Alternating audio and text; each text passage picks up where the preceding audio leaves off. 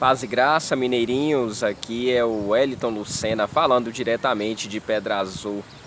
Hoje irei trazer um estudo bastante interessante falando sobre as características das seitas e utilizarei as 4 principais ferramentas e operações da matemática: adição, subtração, multiplicação e divisão. Então vocês vão ver através desse vídeo que as seitas apresentam essas características das operações matemáticas. Elas adicionam, subtraem, multiplicam e dividem assuntos concernentes à palavra de Deus em heresias e ensinamentos errados. Acompanhe junto comigo esse vídeo aí, que eu creio que será de grande valia e bênção para a sua vida. O Senhor Jesus Cristo sempre nos alertou através da sua palavra para que os cristãos não tomassem cuidado somente com as forças espirituais das trevas, mas também que viessem se acautelar a respeito dos falsos profetas, heresias e ensinos errados. Jesus nos alertou que nos últimos dias, próximo à sua vinda, surgiriam falsos mestres, falsos profetas, pessoas que trariam para a igreja as heresias, ensinamentos que não estão de acordo com a palavra de Deus. Então, a primeira característica das seitas é a adição. Geralmente o grupo adiciona algo à Bíblia. Sua fonte de autoridade não leva em consideração somente a Bíblia. A resposta apologética para combater essa heresia é o seguinte: o apóstolo Paulo diz que as sagradas letras tornam o homem sábio para a salvação pela fé em Jesus. Em 2 Timóteo, no capítulo 3, versículo 15, fala sobre isso. Logo, se alguém ler a Bíblia, somente nela achará a fórmula da vida eterna. Crê em Jesus.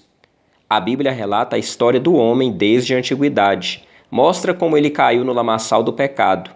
Não obstante, declara que Deus não o abandonou, mas enviou seu Filho unigênito para salvá-lo. Assim, lendo a Bíblia, o homem saberá que sem Jesus não há salvação.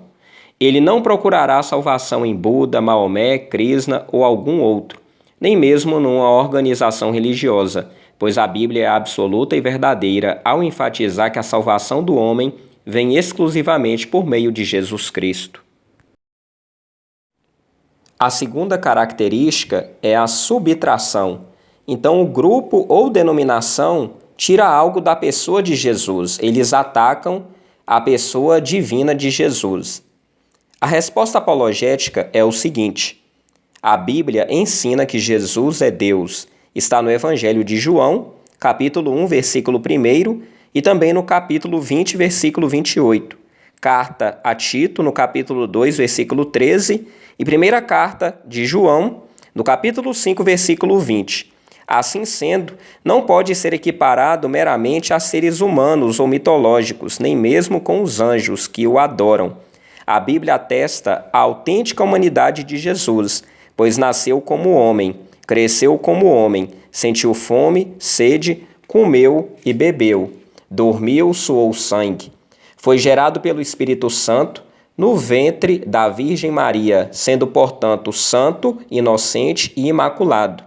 É verdadeiramente Deus e verdadeiramente homem. Sobre a característica da multiplicação, os heréticos pregam a autossalvação. Então, crer em Jesus é importante, mas não é tudo. Eles enfatizam que a salvação é pelas obras. Às vezes, repudiam publicamente o sangue de Jesus. A resposta apologética é o seguinte: a Bíblia declara que todo aquele que nega a existência do pecado está mancomunado com o diabo, o pai da mentira. A eficácia do sangue de Cristo para cancelar os pecados nos é apresentada com a mensagem central da Bíblia. E o último é a divisão, pois dividem a fidelidade entre Deus e a organização. Desobedecer à organização ou à igreja equivale a desobedecer a Deus. Não existe salvação fora do seu sistema religioso da própria organização ou igreja.